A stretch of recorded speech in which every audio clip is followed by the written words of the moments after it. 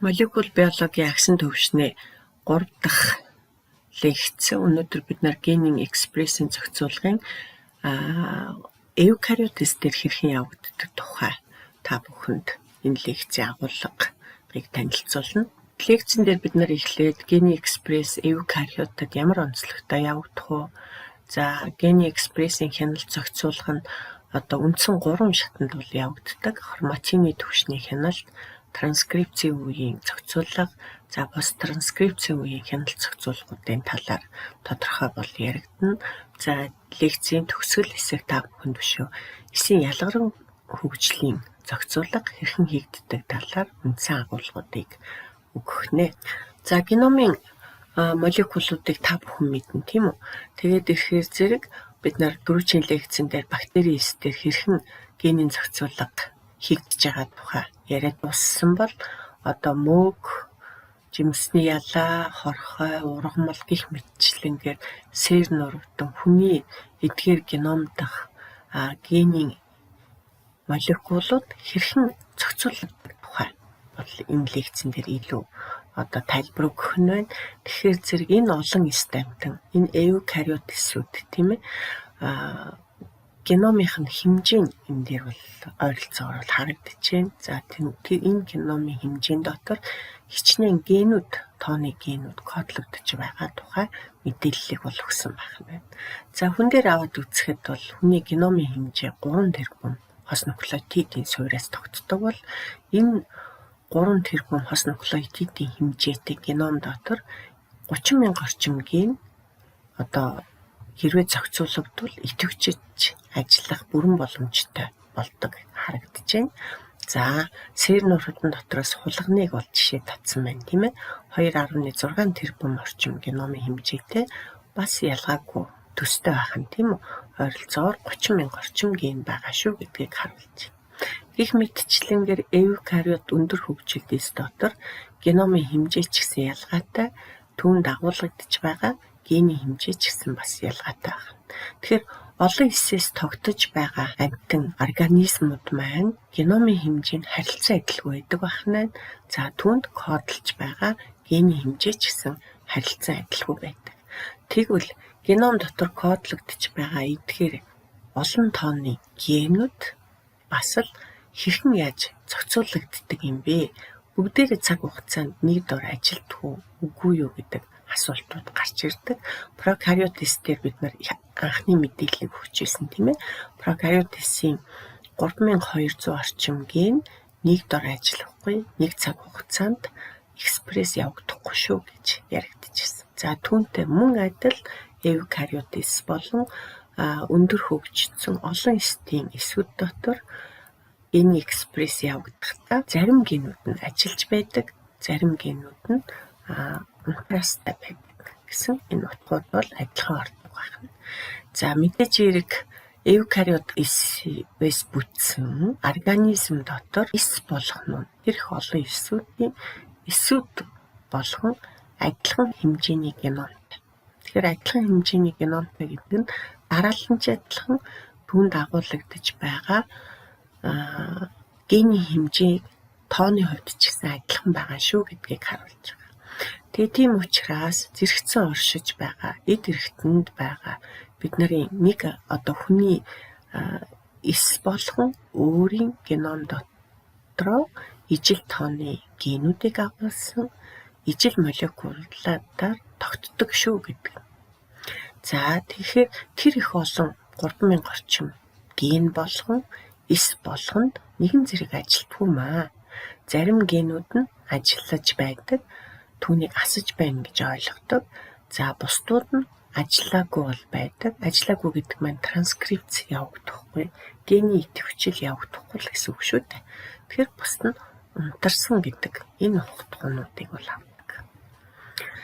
За үүрмэц эсүүдийн хөгжил боловсралтыг ген зохицуулж удирдах байдаг. За эсийн ялгаран хөгжилтээр ч гэсэн генийн экспресс явагдаж тэр бас зохицуулагдаж байдаг байна. Генийн экспресс хөгжлийг зохицуулна гэдэг маань ялгаагүй гарч ирж байна тийм ээ. За мөн гемостазик хэлбэрээр бол байна.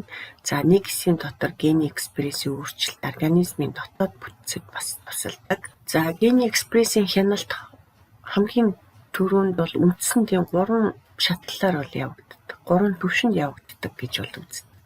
Нэгдүгээр хромосомын бүтцийнхаа түвшинд. За хоёрт нь транскрипцийнхаа хяналтын түвшинд.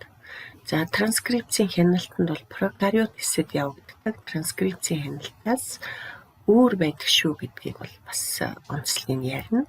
За гуравт нь пост транскрипцийн хяналтын түвшинд. Яагаад тэгэхээр өндөр хөгжсөн эвкариотизмын өөрийнх нь өвөрмөц бүтцийн онцлогоос хамаарат бас транскрипцийн хяналтуудад оролцдог тодорхой механизмууд одоо тайлагдаад эхэлж гисэн байгаа. За эвкариотисыг схемээр нь ерөнхийд нь аваад үзэхээр зэрэг бид нар цитоплазм дотор бөөм оршино. Бөөм маань өөрөө бас мембрантай. За энэ мембрантай дотор бидний хроматины үтслэг буюу хромосом маань оршиж байдаг. За энэ хромосом маань ихээр зэрэг транскрипц бол бөөмн дотор бол явагдана гэсэн үг. За мөн эренхээ үүсэж бий болно. За энэ мэдээллийн дагуу эренхээ процессингд орно. За энэ процессингд орсны дараа тэр бөөмийн сүгээр одоо ялгагдаж гарч ирнэ. Тэгээд ирэхээр зэрэг пост транскрипцийн хяналтыг бид нар боллоо эренхээ процессинг үүсэх үед буюу сплайсинг сонголттой явагдах. За мөн зөвхөн тодорхой нийлэгдсэн эренхээ молекул цитоплазм руу нэвтрэн орох гэдэг бас хяналтын үе энэ шатанд бол явагдана. За үүний дараа эренхээ молекул цитоплазмд хэрхэн амьдрах чадвартай, трансляцид хэрхэн орох тухай яригдана. За ингээд эцэст нь уураг нийлэгдсэний дараа энэ идэвхтэй уураг байж чадах уу? Цаашаа энэ хэрэглэгдэхгүй гэдгээс хамаарат энэ бас задрах үгүйг нь хэлж өгдөг. Тийм учраас эвкариотисийн гений идэвхжлийн энэ их олон шатыг тус тусад нь өөрөөр үйлдэл яриад байгаа хэдий боловч үүнийг генийн идэвхжлийн үе шатууд гэж бол нэрлэдэг. За тэгэхээр гений идэвхжлийн эцсийн бүтээгдэхүүн бол уураг нийлэгжээ дуусах өшөө дээрээс нь нэгэнт нийлэгдсэн полипептидүүд маань цаашаа дараагийн задралд орох үгүй юу гэдг нь бас зохицуулагдаж идэг байх нь шүү дээ. За хроматиныг эргээд санаа тийм үү. Тэгэхээр бид нар хромосом маань хроматины үтсэлгээс тогтно. Хроматины үтслийг дэнхэ молекул бий болгодог гэдгийг эргээд харж байна. За хромосом асар их нягтарсан байдалтай байдаг. Тэгэхээр зэрэг эвкариотисийн дэнхэ хроматины үтслийг үүсгэж зогсохгүй тэр транскрипц бөөмөнд явагддаг гэдгээс бас онцлог яригддаг. За тэгээ ген бүр өөрийн гэсэн промотортой. Тэгэхээр зэрэг бактериэс дээр арай өвөрмөц зүйл яриад байсан тийм ээ. Энэ дээр бол ген болгон өөрийн промотортой шүү гэдгийг онцолж. Хроматины бүтцийн түвшинд яриад үзэхээр дэнхэ молекул нягт багцлагдсан байдаг. За тэр тетрахроматин буюу эвхроматин гэдэг хоёр янзын хроматин үүс байдаг. За үүн дээр тетрахроматин гэж юуг нэрлэдэг байгаа гэхээр нягт багцлагдсан дэнхэ молекулаа бид нар тетрахроматин харин бага нэгттэй багцлагдсан тодорхой хэмжээгээр суллагдсан тэр хроматины үтслийг эвхроматин гэж нэрлэдэг. За мэдээж хэрэг тетрахроматин, эвхроматин генийхээ экспресст бол нөлөөлнө. За ингэхээр зэрэг их нэгттэй байгаа тохиолдолд промоторын байршил одоо ил гарах боломжгүй байдаг. Тийм учраас энэ промоторын байршлыг ил болгохын тулд голчны дандаа эвхроматин бага нэгттэй багцлагдсан хэсгүүд дээр транскрипцийн молекулууд холбогдох боломжтой. За энэ боломжийг гистоны модификац буюу бидний нөгөө хромосомын бүтцийг үүсгэж байдаг тодорхой уургийг гистон гэж нэрлэдэг. Энэ гистон өөрийнхөө загварыг өөрчлөх тохиолдолд эвхроматины одоо эв хроматины нөхцөл бол бий болох ийм боломжтой болж ирдэг байна. За гистоны молекулын ацетилжих гэдэг. За ацетилжих үзэгдэл яаж явагддаг вэ гэхээр мэдээжийн хэрэг ацетилийн бүлэгтэй хамаатай. За гистоны сүүлд байдаг лизинтэй бол энэ ацетилийн бүлэг холбогдно. За нэгтэрч багцарсан байдал бол алдагддаг байна. За нөгөө нэг үйлдэл юу байдг вэ гэхээр гистоны молекул метилжих. За метилийн бүлэг нэгтэрч багцрах энэ байдлыг бий болгодог. За энэ зурган дээр илүү тайлбарлая тийм ээ. Хэрвээ бид нар эргээд бүтцээ санавал за бидний хроматины удаслагын анхдагч бүтцүүд маань энд харагдаж байна тийм. Гистоны молекул өрөөрөө нэгдээд за гистоны уурга маань өөрөө ийм сүүл хэлбэртэй бол байдаг. За эдгээр сүүлүүд нь гадагшаана харсан байршилтай. За энэ гистоны уургуудыг энхэ молекул хоёр бүтэн тойрог бол үүсгдэг. За энд хажуунаасаа бас харагдаж байна тийм. Гистоны уургийг хоёр дахин энхэ молекул тойрсон байгаа байдал харагдаж байна. За энэ гистоны сүүл дээр ацетилийн бүлэг гэрч холбогдож байгаа байдал харагдаж байна. Тэгэхээр ацетилийн бүлэг холбогдонгууд нөгөө хоорондоо нэгтэрсэн бие биетэйгээ холбогдсон байдаг. Энэ сүүлээрээ бол их бэхлэгээ бол явагддаг. Тэгэхээр зэрэг энэ сүүл хэсгүүд нь бол хоорондоо холбогдох боломжгүй болчихдог. За ингээд ирэнгүүт тэр гистоны молекулууд хоорондоо яаж юм саллах, тодорхой зайг авах ийм үйлдэлүүд үзэгдэж байгаа. Хоорондоо нэгтэрч багцарч чадахгүй үйлдэл үүсэж байна. За үүнийг бид нар ацетилжих буюу нэгтрэл багасгах гэсэн ийм байдлаар бол хардаг. За энэ тохиолдолд ДНХ молекул харьцангуй сул орчнууд, зайнууд бол үүсэж байгаа гэдгийг эрчмүүд харагдаж байна тийм ээ. Молекулаар дарагдаагүй багцарсан байдал суларч байгаа гэсэн утга бол заагддаг. За суурьуд нь метилжих тохиолдолд цитозинтай бол холбогдно. Тэгэхээр зэрэг багцарсан байдал эргээд нягт болоод тэгээд ирэхээр зэрэг транскрипц дарангуйлагдах үзэгдэл явагдана. За энэ нь болохоор ургийн хөгжилд ч гэсэн байнга бас харагдаж процесс бол явагдаж байдаг. За хроматины удаслагын төвшөнд, модификацийн төвшөнд ярьж байгаа энэ тохиолдолд бид нар эпигенетикийн өөрчлөлт шүү гэж ойлгогддог. За гений экспрессийг хроматины модификац буюу загвар өөрчлөгдөж байгаа байдлаар гений экспрессийг өөрчилж чадж байгаа гэж бол тодорхойлогддог. За дараагийнхаа генерацид ч гэсэн бүх молекулууд бол тэр чигээрээ шилжигдэн амжигдана. За дэлхийд дараа л ямар ч өөрчлөлт бол хроматины модификацаас хамаарат бол өөрчлөгдөхгүй. За транскрипцийн түвшний хяналт. За транскрипцийн түвшний хяналтанд мэдээж хэрэг бидний мэддэг РНХ полимераз ДНХ-тэй бол холбогдно. За РНХ полимеразад болон за тухайн генийн код зохицуулагч хэсэгтэй холбогдох олон уургууд бол зохицуулгын түвшинд бол оролцсон. За РНХ полимеразтай холбогдож чадах эсвэл холбогдохгүй байх ийм үйлдэлүүдийг эдгээр бол уургууд бол хийдэг. За транскрипцийг өдөөх эсвэл зогсоох механизмуудыг бол зохицуулж идэг байна. За энэ дээр бол хэдүүлээ харъя, эргээд саная. Тэгэхээр зэрэг эмчээ цэнтрээр бол эксон интроноос хамаарсан эвкариотсын генийн дараалал бол харагдаж байна. Утга хэсгийн дараалал, зохицуулах хэсгийн дараалал, промоторын харагдаж байна. Промотортой РНХ полимераз хэсэг холбогдох ёстой. За тэгээд промотор хэсэг буюу тухайн генээс тодорхой хэмжээний зайд бол хяналтын элементүүд, зохицуулах элементүүд буюу ДНХ дарааллууд харагддаг. Үүнийг бол хэрвээ гентэйгээ ойрхон байвал проксимал хяналтын элементүүд гэж бол нэрлэдэг. Хэрвээ олон нуклеотидын зайтай тухайн генээс хол байгаа тохиолдолд дистал хяналтын элементүүд гэж нэрлэдэг. За дистал хяналтын элементүүдийг нөгөө талаасаа бас enhancer гэж нэрлэдэг. Enhancer маань өөрөө юмыг идэвхжүүлэх гэсэн юм зорилготой. Тэгэхээр бүтц нь бол ДНХ молекулын дарааллаас тогтохоос гадна за үүнтэй хөвчлэн дандаа тухайн генийг асаахад оролцдог зохицуулахын уургууд ирж холбогдож транскрипцийг нөлөөлөх юм боломжтой болж байгаа учраас энэ ДНХ дарааллыг enhancer гэж нэрлэдэг. Энэ мэдээллүүдийг бид нар 2 дугаар курстээ бол авсан байгаа. Гэхдээ тэр мэдлэгийг эргээгээд сэргээе, тийм ээ.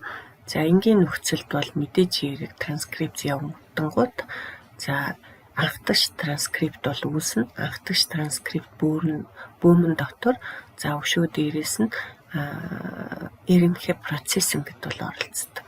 Нэгдүгээр бэхлэгдээд, хоёрдугаар тэр бол интронууд бол хасагдаад ганцхан эксонуудаас мэдээллийн боловсрсон РНХ үүсдэг гэж бол бид нар транскрипцийн бөөм доторх явцыг бол задлж ярьдаг шүү дээ. Транскрипц нь РНХ полимеразын үйлдэлээр бол хийгдэнэ. Транскрипцийн факторууд оролцсон. Үүнийг бол нөгөө талаас зохицуулагч уургууд гэж бол нэрлэдэг. Мөн транскрипцийн ерөнхий фактор уургууд. Энэ бол эхлүүлэгч бүрдэл уург байгаа. Энэ бол РНХ полимеразис гэдгийг яг зөв байрлалд промотер дээр холбож өгдөг. Транскрипцийн өвөрмөц факторууд бас оролцсон. Эдгээр бүгдийг нийлүүлээд транскрипцийн төвшөнд зохицуулах хийж байна гэж бас үздэг. Транскрипц эхлэхэд активатор уургууд бас холбогдож болно. Активатор уургууд enhancer-тай холбогддог. Enhancer маань тодорхой ДНХ-ийн дараалал гэдгийг гөрүүчийн схемээр бол харуулж ирсэн. Тэгээд транскрипцийн факторуудтай харилцсан активаторууд үйлчлэх юм чадвартай. Тэгээ промотертай бол холбогдож транскрипцийг бол эрчимжүүлдэг байна. Энэ схем дээр хэдүүлээ тайлбар авъя. Бидний ген бол энд харагдаж байна. Промотер хэсэг маань энд харагдаж байна. Энэ дээр тодорхой зайд enhancer буюу ДНХ дараалал харагдаж байна. Enhancer хэсгүүдтэй активатор уургууд ирж холбогдож байгаа. Активатор дараагийн шатанд юу болж байгаа гэхээр зэрэг активатор уургууд маань транскрипцийг эхлүүлэгч фактор уургуудтай харилцан холбогдож байгаа байдал бол харагдаж байна.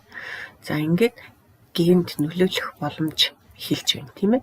Тэгээд ирэхээр нэгэнд холбогдож байгаа тохиолдолд РНХ полимераз эсгэг маань одоо яаж чинь транскрипцийн ерөнхий фактор уургуудын тусламжтайгаар промотертай бол шууд холбогдож байна.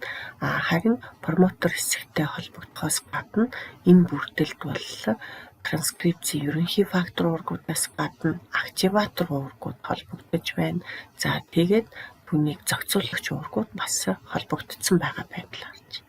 Тэгэхээр эвкариотын ген асах транскрипц эхлэх нөхцөл бол прокариотынхаас ялгаатай нь маш олон уургуудын тусламжтайгаар бол явагддаг. Тэгэхээр эдгээр уургуудын аль нэг нь тодорхой хэмжээгээр ажиллахгүй, тодорхой хэмжээгээр байхгүй, үйл ажиллагаа нь доголдсон тохиолдолд хизээч энэ ген асах боломжгүй болдог. Үүнийг бол одоо эвкариотын транскрипцийн төвшин дэх өндөр зохицуулга гэж ойлгогддог байна. Үүн дээр саяны схемийг бас транскрипц хэрхэн эхэлж байгааг өөр схемээр бол бас харуулж байна.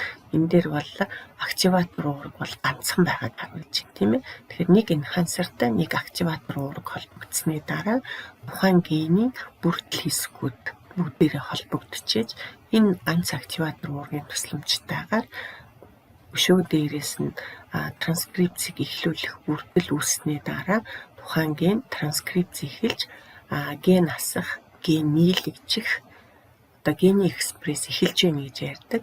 Энэ экспресслэх үйл ажиллагаа эхэлж байгааг харуулж байна. Эвкариотын хувьд бол нэгэнт одоо эхэлсний дараа энэ их олон одоо оролцож исэн уургууд бол транскрипц эхлээд дуусан гут бол одоо ДНХ молекулаас салдаг. Энэ дээр enhancer хичнээн чухал болохыг бол харуулж байна, тийм ээ.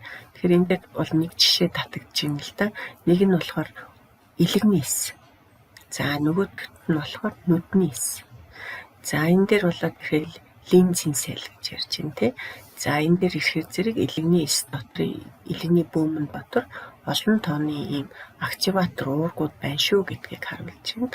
Эдгээр активатор уургууд маань илэгний эс дотор хамгийн чухал нийлэгжүүлдэг нэг одоо уурга молекул юу гэдэг вэ гэхээр альбумин гэдэг. Тэгэхээр альбумины гений экспрессийг зохицуулж транскрипцийг эхлүүлж байгаа байдлын тул харагдаж байна. Тэгэхээр энэ активатор уургуудын тусламжтайгаар гений идэвхжиж транскрипцийг эхлүүлэх бүх молекулууд холбогдож үүний үр дүнд альбумины ген экспрессэд орлоо гэж бол ярьдаг.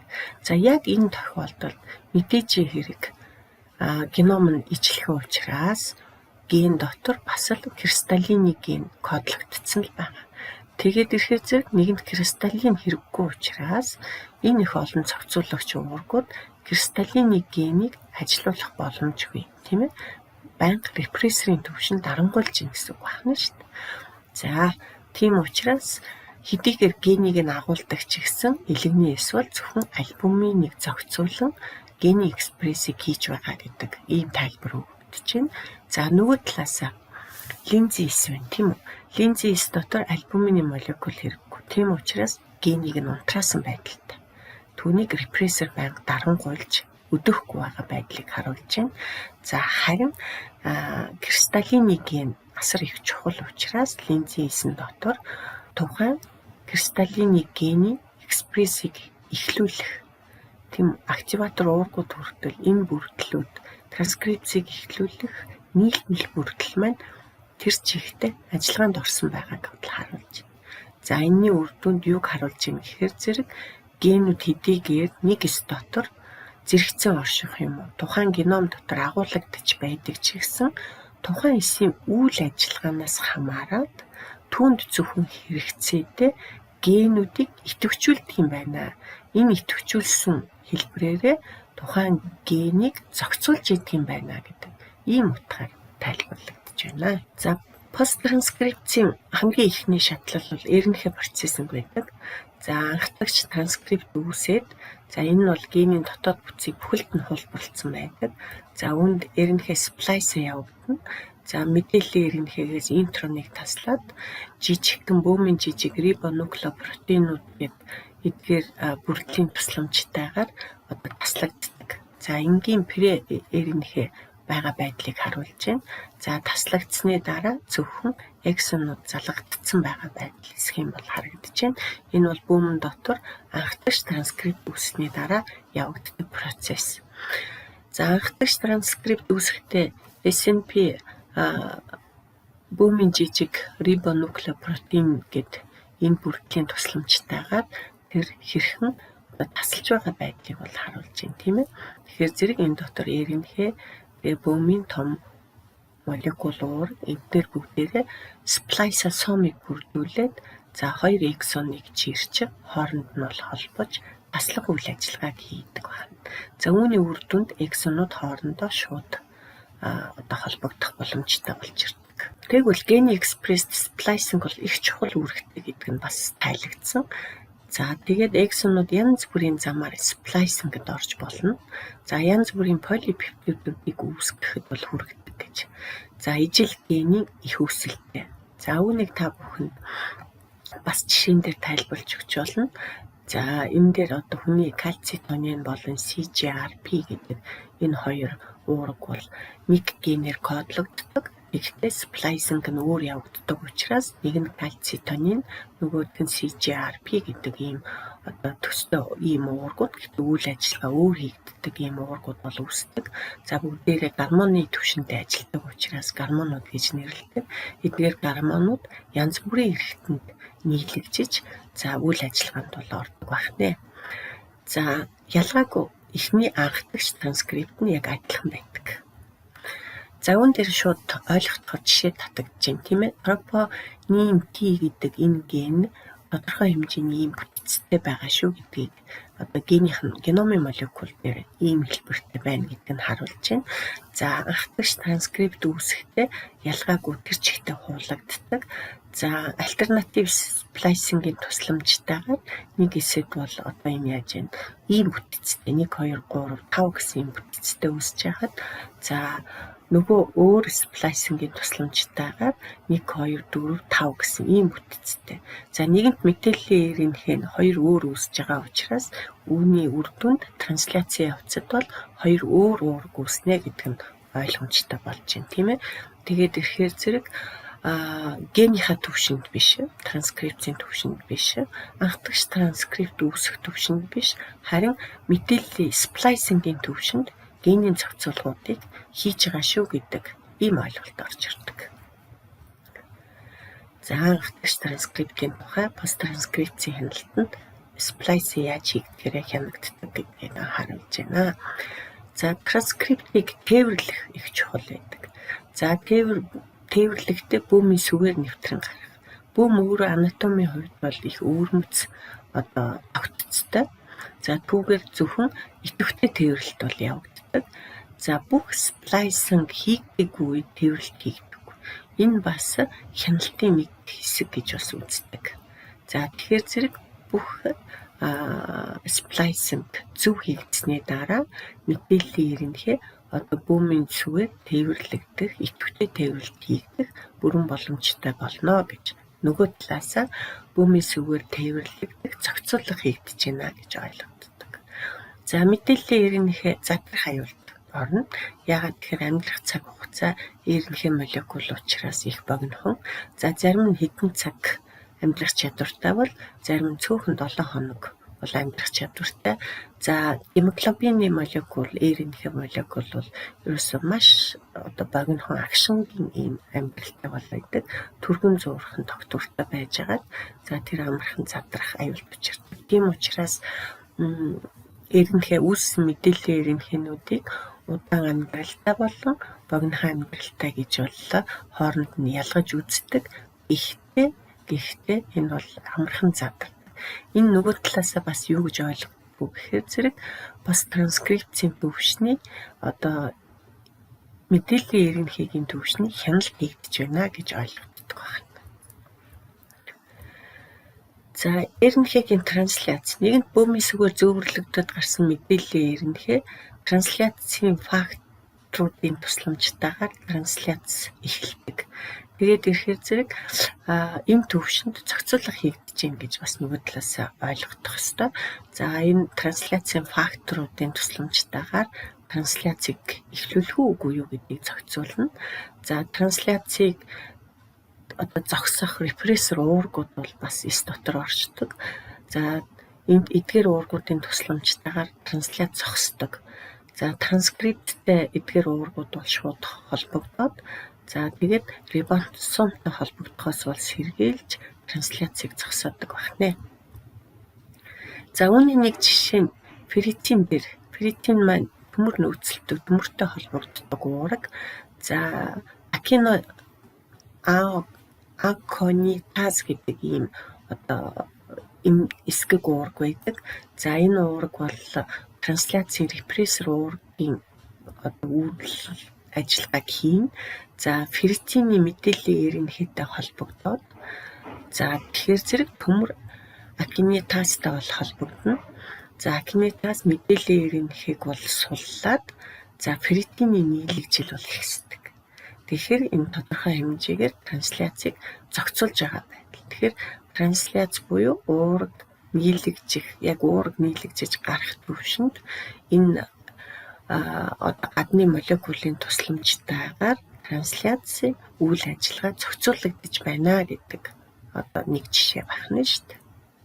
Тэгэхээр энэ пост транскрипцийн хяналтын трансляцийн төвшөндөх хяналт зохицуулга гэж ойлгогдно. За уургийн модификац гэж бас яригддаг. Тэгэхээр зэрэг нэгэнт нийлэгжиж байгаа молекулууд маань янз бүрийн бүрдэлтэй нэгдэлд орох, өөрийнхөө хэлбэр дүрсийг өөрчлөх, за янз бүрийн хувилбаруудыг бий болгох, дижиж идэвхтэй нөлөөнд орох. За ялангуяа инсулины жишээн дээр бол их яригддаг. Тэгэхээр том молекул шиг бол баригдах, эсвэл илүү идэвхтэй хэсэг болон хуваагдах гэх мэтээр загваруудаа бол өөрчилдөг тийм ээ. Түүнийг уургийн модификац гэж бол нэрлэдэг. За түүнээс гадна уургийн модификацийн бас нэг хэлбэр бол деградац буюу задрах үзэгдлийг бол хэлдэг. Уурга жижиг уургаар бас тэмдэглэгдээд за уургийн бүрдэл дараа нь одоо ийм жижиг хэсэг болгон одоо анхныхаа нэгж рүү болж задалдаг. Энэ задалдаг бүрдлийг протеосом гэж нэрлэдэг. Тэгэхээр протеосомын тусламжтайгаар уурыг задалж байна гэдэг маань өөрөө пост трансляцийн нөхцөлд зохицуулгыг хийж байна гэсэн утгаар бас ойлгогдож болно. За анх үүсэж байгаа полипептидүүд байна тийм ээ.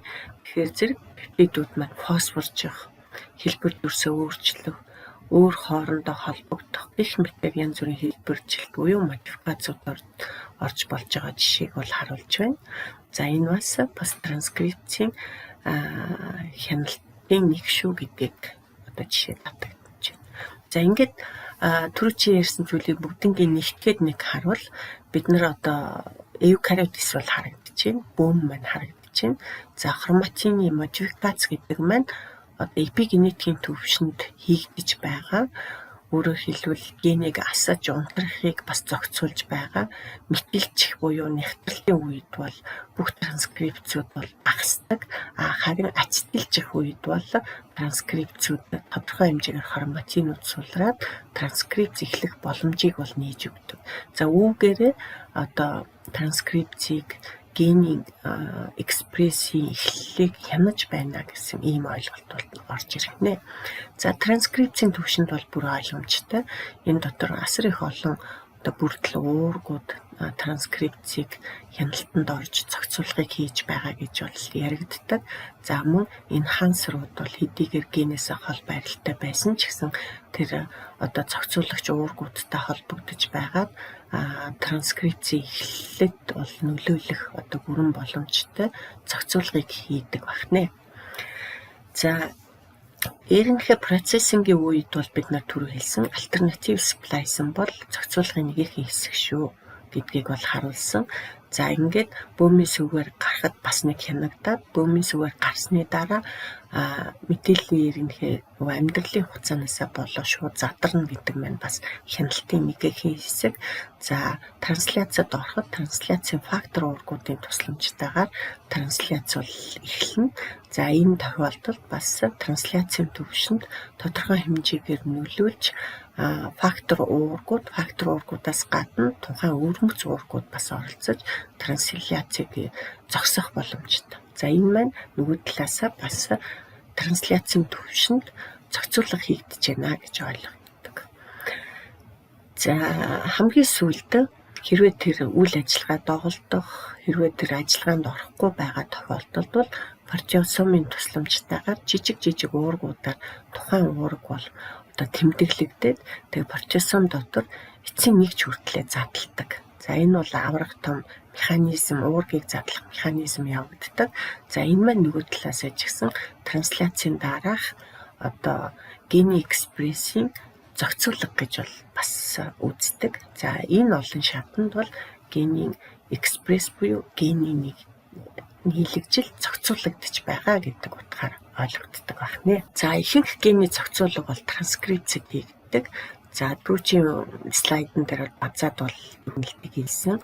За өшөө дээрээс нь шинэ нээлтүүд бол сүүлийн үед бол харагдаж байна. За энэ бол жижиг эренхийнүүдтэй холбоотой. Тэгэхээр зэрэг эдгээр эренхийнүүд бол 21-аас 28 нуклеотидын урттай. За гений экспресс бол чухал үүргийг гүйцэтгэдэг. За бөөмөөс гарахаас өмнө одоо шин транскрипттай бас тодорхой нөлөөллүүдийг үүсдэг. За үүнийг эренхий интерференц гэж бас нэрлэдэг. За эренхийнүүд шинээр үүсэж буй мэдээллийн эренхийг одоо давхар гинжид гогцоо үүсгэн. За гогцоонууд одоо үүснийхаа дараа комплементар дарааллыг хагаслан хуваах үзэгдэл бас явагдана. За гогцоонууд гений экспрессийг бол саатуулдаг. За давхар эренхээ бас одоо хаанаас бий болох уу, яаж бий болох уу гэдэг ийм тайлбарууд бол сүүлийн үед бол бас гарч ирж байгаа. За дисер уургийг бол нээсэн байгаа. Энэ молекул юу ийдгүү гэхээр давхар утаслаг эренхийг жижиг эренхийнүүд болгоно одоо тасалдаг үүрэгтэй. За мөн микро эренхээ бол бас их хүчтэй үйл ажиллагаанууд тайлбарлагдаж яригдж байгаа. За жижиг интерферинг эренхийнүүд буюу C эренхий гэж тэдгэрийг бас тусдаа эренхийнүүд бас үйл ажиллагаа нь тодорхой хэмжээгээр ил болж байгаа. За энэ дээр бол анхдагч ми эренхийн транскрипт бол харагдаж байна, тийм ээ. Тэгэхээр энэ ми эренхий хоорондоо тодорхой хэмжээгээр комплементар зарчмаар холбогдоод давхар утаслаг гэмшиг эренхий молекулыг үүсгэж байна. За үүний энэ гогцоорсон хэлбэрийг саяны дайсер гэж англиар дуудагдана. Тэсэр одоо молекул бол тасалж байгаа байдлыг харагдаж байна. За ингээд таслагдсан. Гэхдээ давхар утаслаг эренхигийн энэ молекул одоо үүссэн байгаа байдлыг харагдаж байна. За ми эренхийнүүд уургатай бол холбогдож одоо ми эренхий уургийн комплексыг бол үүсгэдэг энэ тохиолдолд. За нэгэнт энэ тохиолдолд уургийн комплекс үүсгэнгүүтээ тэр мэдээллийн эренхийтэй хамжаа зарчмын дагуу холбогдох боломжтой. За ингээ холбогдонгууд хөвчлэн мэдээллийн эренхийг энэ төвшөнд нь цааш нь одоо янз бүрийн үйлдэлд оруулахгүйгээр тасалждаг. За ингээд эренхигийн задлах үйл ажиллагааг бол хийдэг. За харин өшөө дээрээс нь одоо холбогдоод трансляцид орохоос өмнө трансляцийг болоо блок хийх юм боломжтой. Рибосомтой холбогдуулахгүй байх юм боломжийг бол нээж өгдөг. Тийм учраас энэ үйлдэлээрээ бас одоо трансляцийг блок хийх, зогсоох гэсэн ийм утгуудыг авдаг.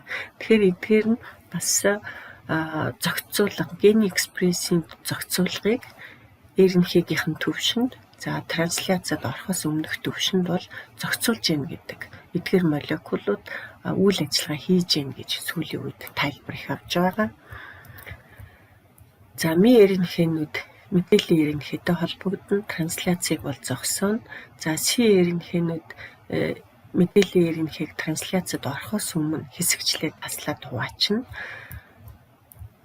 За си эренхийнүүд гетерохроматины бүтэц үүсгэхэд бас чухал үүрэгтэй гэдэг нь сүүлийн үед бас тайлбарлагдаад байгаа. Тийм учраас хромосомын ихээхэн хэсэг бол блоклогддог. Тэгэхээр гетерохроматин маань өөрөө их нягт бүтэцтэй бол байгаа. Тэгээд дээрэс нь си эренхийнүүдийн нөлөөгөөр улам блоклогддог учраас тэр хэсэгт одоо кодлогдсон байгаа генүүд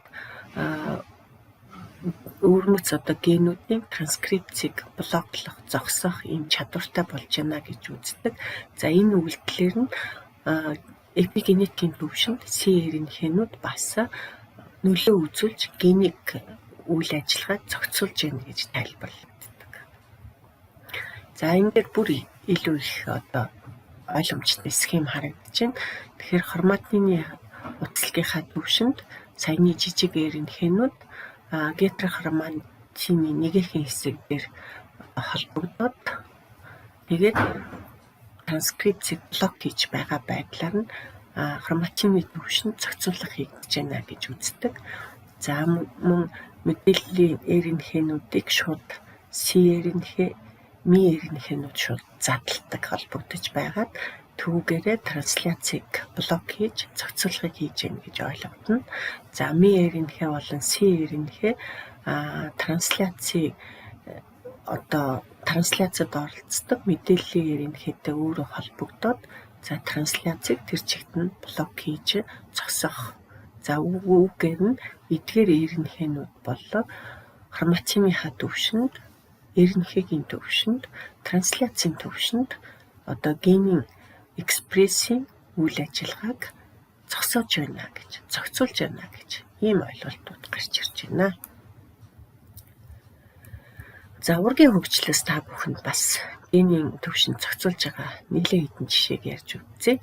Тэгэхээр ургийн хөгжил гэдэг маань анх зиготоос эхэлнэ. За ганцхан эсээс, зиготосээс олон янзын эсийн хэлбэрүүд бол үүсдэг.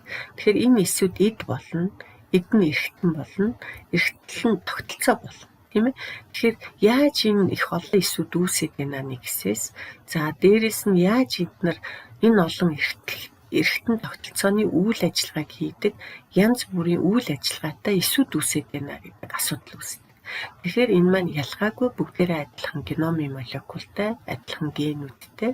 Тэгэхээр тэр их олон генүүдийг зөвхөн энэ эсүүдээс эд болгох, эдүүдээс эргэтний үйл ажиллагаа хийдэг тийм эсүүд болгох хийг удирддаг гений экспрессийн үйл ажиллагаа чухал онцлогтой гэдгийг заадаг.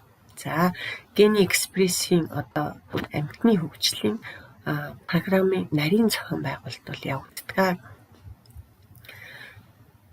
За энэ мэлхийний бол тийм ээ үндгийн эсвэл байх нь байна. За үндгийн эсвээс одоо үр тогтсны дараа авгалтай бол хөгждөг. За энэ амьтныхаас жишээ татагдж байна. Тийм үү, жижигхэн ургийн одоо жижиг анх дөнгөж төрсөн панда баавганы нялх ийм жижигхэн харагддаг байна шүү дээ. Бараг хуруу гарын хуруу шиг тийм ээ. Тэгээд дараа нь бол нялх панда харагдаж байна. Дараа нас буй гүйцэн том амьтан үүс. Тэгэхээр энэ том амьтан гэдэгтээ нас буй гүйцэхэд үүсэж байгаа маш олон эс хуваагдаж, боловсрч, хөгжиж, нарийн бүтэц зохион байгуулалттай болдог. Тэгэхээр эдгээр эсүүд яаж энэ амьтныг бий болгоод байна гэдэг асуултууд бас их сонин тийм ээ. За хүний хувьд ч гэсэн зиготоос нас бий төрнө. Маш их олон эсийн хуваагдлуудыг дамжиж байж эс ялган боловсрно. За ингээ ялган боловсроод өвөрмөц бүтэцтэй, үйл ажиллагаатай болж хувирч хүн гэдэг амьтны одоо морфогенез эд эрхтний бүтцийг бол үүсгдэг байна. За тэгээ үүн дээрээ одоо үндэслээд бие цогцрон бий болдог байна. За энэ ч үр хөврөл тогтож байгаа, дараа нь хуваагдаж байгаа пластулуудыг харуулж байна. За ураг үүсэн бий болж байна. Энэ ураг үүсэн бий болохдоо янз бүрийн эд эрхтний эсүүдээс тогтсон одоо их усүрүүдтэй эрхтний системийн тогтолцоо анхлан бий болж байна. За 5-7 хоногт 14-7 хоногт ургийн байдал, 27 хоногт ургийн байдалд айл хэдийн гар хуруу, хөл, арьс, эрхтэн систем энэ төр бүгд бий болчихсон байгаа. Ийм хурдтай эс боловсрон хөгждөг байна. Тэгэхээр энэ ургийн бүх эсүүд нь ижил геном тийм ээ түрэн бид нар тодтогчсэн. За ялгаран хөгжлийнхөө хувьд гений экспресс чухал үүрэгтэй. Тэгэхээр эс бүрт ялгаатай генүүд зохицуулагдаж ажилладаг шүү. Тэрний үндсэн дээр энэ ялгаатай эсүүд дараагийнхаа одоо хөгжилд бий болдог шүү гэдгийг харуулж байгаа. За түрүүчийн жишээнд бас ялгаагүй хэлж байна тийм ээ. Тэгэхээр ураг элегний эс болгон хувирахын тулд тэнд зайлшгүй альбумины генийг зөвхөн онцгойгоор одоо зохицуулан идэвхжүүлж байгаа гений экспрессийг дуудаж байгаа байдал. Нүдний эсдэр зөвхөн одоо кристаллины хэрэгцээтэй ийм генүүд нь идэвхжиж байгаа, зохицуулагдж байгаа байдлыг жишээ татаж, эргээд жишээ татаж болно. За мөн өвөрмөц активаторууд чухал үүрэгтэй. Өндгийн эсийн цитоплазм дах материалууд маш чухал байдаг. За энэ нь бол ихэвчлэн дандаа эхээс авсан материалууд. Энэ нь анхны одоо генийн зохицуулгыг хийх молекулууд болж хувирдаг. Тийм учраас эхний эсийн хуваагдлыг одоо үндэслэж хэрэгжүүлэх боломжтой молекулууд эхээсээ шууд авдаг байна. За энэ эхээсээ авж байгаа цитоплазмын детерминант гэж бол нэрлэдэг. За энэ өндгийн эс дотор ээжийнх нь эс дотор бол байж идэг. Энэ бол цаашдын тухайн эсийн одоо асар их нөлөөлж митоз хуваагдалд оруулдаг ийм чухал зохицуулагч молекул гэж үздэг. За энэ зурган дээр жишээ татъя тийм ээ. Эрбэлгээс өндгийн эс 2 тэгэхэд өндгийн эсийн цитоплазм дотор аль хэдийн одоо бий болчихсон эдгээр бол зохицуулагч молекулууд байгаа шүү гэдгийг харуулж байна тийм ээ. За өндгийн эс үр тогтсныхаа дараа энэ молекулууд нь ч гэсэн цитоплазмд бол байна. Гэхдээ эдгээр молекулуудыг өдөртлийн тусламжтайгаар энэ эсийн хуваагдал явж байгаа шүү гэдгийг харуулж байгаа. Тэгэхээр эсийн хуваагдал гаднаас нь харахад эс хоёрхан л хуваагдсан боловч доторх молекулууд маань тодорхой хэмжээгээр өөр байгааг харуулж байна. Тэгэхээр зэрэг энэ эс бол цаашаа өөр эрхтэн системийг хариуцах, энэ эс бас доторх молекул нь өөр эсүүдийг бол бий болгох эдгээр дохио зохицуулагч молекулууд байгаа шүү гэдгийг схем маань ойлгуулж өгч байна тийм ээ. За эсийн хөгжилд бас орчны нөлөө их байдаг. Зайлшгүй өдөөж өгдөг. Тийм учраас хэдий чиний эс одоо хуваагдана, төдий чиний одоо дараа буюу зэрэгцээ эсүүдтэй бол нөлөөлж тохиоллуудыг молекулуудыг дамжуулан хүргэдэг. За Тийм учраас бай эсүүд рүү чиглэсэн транскрипцийн өөрчлөлтийн янз бүрийн шалтгаанууд бол байж болно. За өрмөц эсийн хэлбэрүүд болон боловсрон хөгжилтийн өдөөх эсүүд хоорондын харилцан үйлчлэл их чухал. За энэ схем дээр хэдүүлээ харъя тийм ээ. Нэг эсийн хан бол харагдаж байна. Энд бол бас нөгөө эсийн хан. Тэгээд ирэхээр зэрэг энэ дээр бол эмбрио 32 эс болчихсон байна те бидний ураг. Тэгээд ирэхээр зэрэг энэ 32 эсээс тодорхой хажууд нь байгаа эс нөгөө хажууд байгаа эс рүүгээ нөлөөлж байгаа шүү гэдгийг харуулж. За яаж нөлөөлж байна?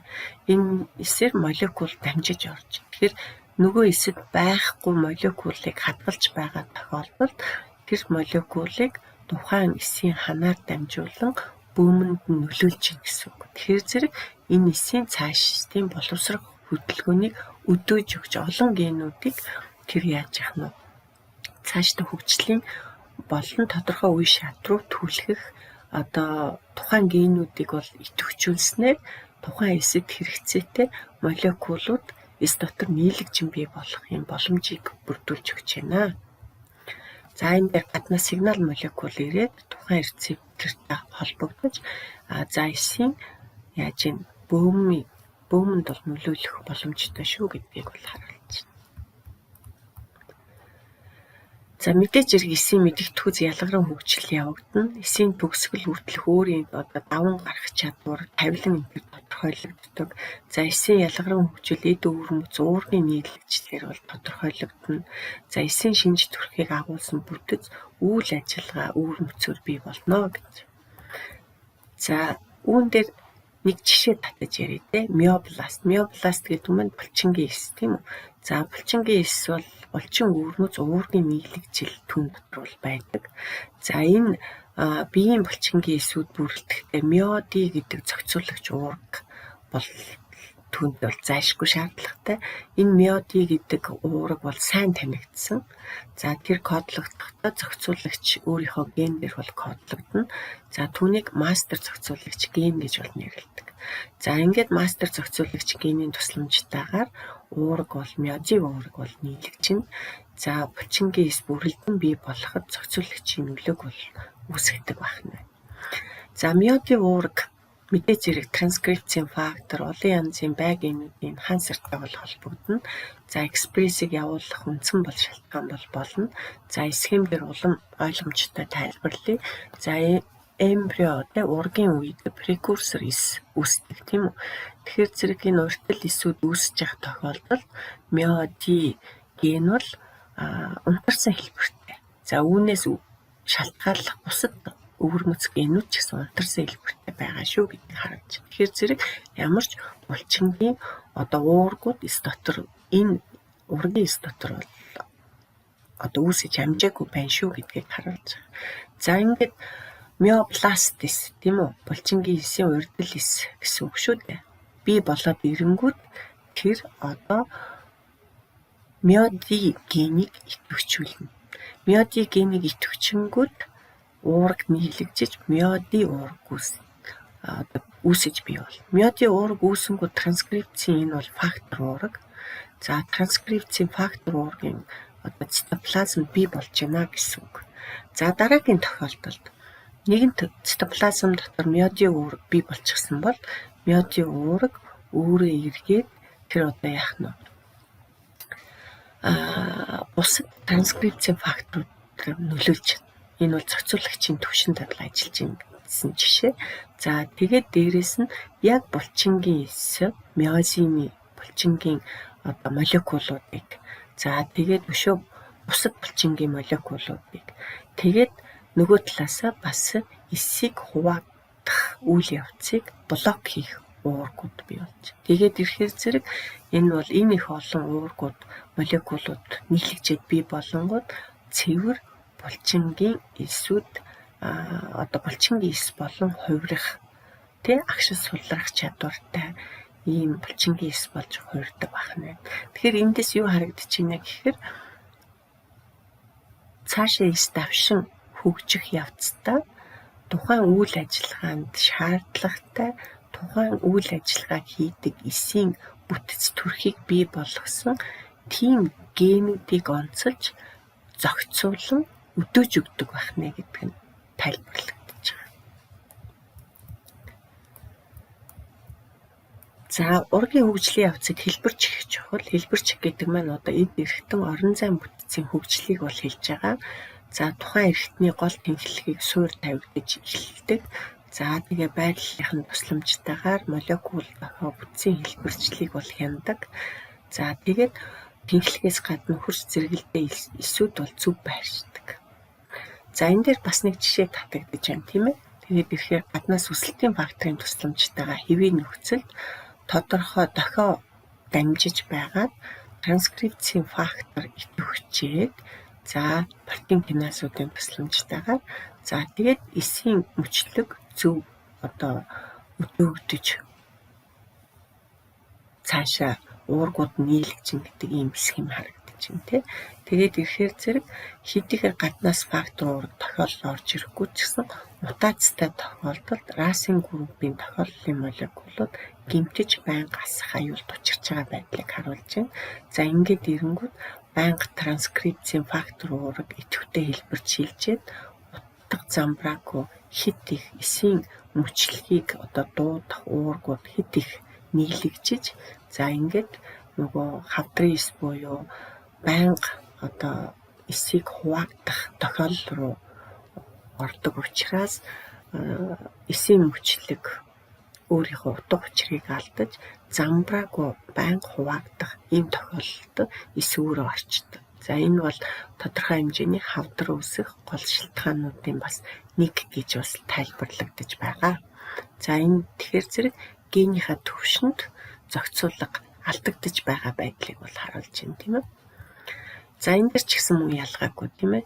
Хэвийн нөхцөлд бол P53 уурга генхийн гэмтэл гарангууд за транскрипцийг эхлүүлж эсийн мөчлөгийг зогсоох уургийг нийлэгжүүлж эхэлдэг.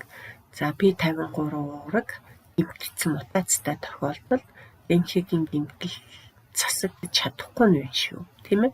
Тэрнийг эсийн мөчлөгийг зогсоож гэмтлэлийг засах тийм боломж олдохгүй болгодог. За ийм учраас тэр бол бас хавдрын эс рүү шилжих одоо аюултай шалтгаануудын нэг болж хувирдаг байна. За энэ бас л геномын төвшөнд, гений экспрессийн төвшөнд зохицуулга алдагдаж байгаа гэдэг тод жишээ байна. За жимсний ялаан дээр бас их олон генетикийн олон процессуудыг тайлбарлаж эхэлсэн. За жимсний ялааны үнэний эсэнд цитоплазмын өөрийн детерминанттай үр тогтоогүй байх үедээ за тогтсныхаа дараа бол за тэнхлэг бас тодорхойлогддог. Дараа нь ч гэсэн ураг нь хөгжихдээ 3 үе шатаар хэсэгчилсэн байдлаар хөгждөг байх нь. Тэгэхээр зэрэг тэнхлэг гэдэг байгаа маань энэ эд эрхтний энэ тэнхлэг ургийнхаа үед бол бий болж тэндээс үндэслээд за бусад эргэтэн цогцолцоонд бий болдог шүү гэдгийг харуулж байна тийм ээ. За энэ дээр үндгийн эсээсээ авгалдаа хэрхэн бий болж байгаа байдлыг дараалан бол харуулсан байна. Энэ бол мэдээж хэрэг ураг хөгжиж байгаатай адилхан тодорхой зохицуулагч молекулууд үүсэж авгалдаа үүсэж ураг хөгжиж байгаа гэдгийг жишээ. За үүн дээр жимсний ялаан дээр гомеот генүүд бол нэлээд их байдаг. Энд нар бол дандаа зохицуулагч генүүд. Тэгэхээр ургийн хөгжлийн хожим үед ялангуяа авгалтай нас бий гүйцэхэд одоо илэрх хяналтуудыг энэ генүүд бол хариуцдаг. За энэ генүүд алдагдах тохиолдолд одоо мутац бий болох ийм бүрэн боломжтой лабораторийн нөхцөлд бол батлагдсан. За энэ дээр бол нүд үүсэх газар бол одоо хөл үүссэн байх жишээ гэдэг мутацийн явцад. Эний зохицуулгыг өөрчлөхөд өөр одоо хувирал мутац үүснэ шүү гэдгийг харуулж байгаа. За бас жимсний ялаан дээр хийсэн бас нэг туршилтанд бол цитоплазмын детерминантууд нь зориулсан одоо кодлогддог ихээсээ уламжлагдсан генүүдийн нөлөө асар их бол байдаг гэдэг нь батлагдсан байгаа. За үүн дээр нэг жишээ татагдъя. Тэгэхээр бикоид ген. Тэгэхээр энэ бас нөгөө ихээс уламжлагдсан генүүдийн нэг. За биеийн урд хэсэгт бол нөлөөлдөг. За тэгээд ирэхээр зэрэг ихэнх мутант бикоид гентэй байсан ураг нь одоо биеийн урд хэсэг нь байхгүй болчихдог. Тэгэхээр зэрэг энэ бикоид генийн тусламжтайгаар энэ ихээс уламжилж авсан энэ генийн тусламжтайгаар авгалтай урд хэсэг тийм ээ бий болдог байна шүү дээ. Тэгээд энийг нь мутацид оруулангууд биеийн урд хэсэг одоо хөгжихгүй байгаа байдлыг туршилтаар бол баталсан. Харин энэний орд биеийн хойд хэсэг нь хоёрчлогдчихсан байсан. Тэгэхээр зэрэг энэ бол их чухал зохицуулгын ген юм шүү гэдгийг бол харуулж байна. За энэ дээр бол харагдаж байна те хэвийн нөхцөлд бол урд хэсэг саяны пикоид генийн тусламжтайгаар бий болдог. За хойд хэсэг сүүл хэсэг нь бол энэ хэсэгт бий болдог шүү гэдгийг харуулж байна. За энэ мутац үүсгээд пикоид ген дээр мутац үүсгээд ихэс нь дамжуулж үзэхэд за энэ дээр бол урд хэсэг бол бүрэлдэж бий болоогүй огт харин хойд хэсэг нь бол хоёрчлогдчихсан байгаа байдлыг одоо туршилтаар бол баталж байгаа. Тэгэхээр үүнээс юуг харуулж байна гэхээр зэрэг геномын төвшөнд ургийн хөгжлийг өөрчилж болно. За өшөө дээрэс нь геномын төвшөнд зохицуулгын генүүдийн тусламжтайгаар одоо эсийн ялгаран хөгжлийг бас зохицуулж болно шүү гэдэг ийм дүгнэлтүүд төрж байгаа. За ингээд эвкариотсын геномын зохицуулгыг та бүхэнд ерөнхийдөө товчлон танилцууллаа. Анхаарал хандуулсанд баярлалаа.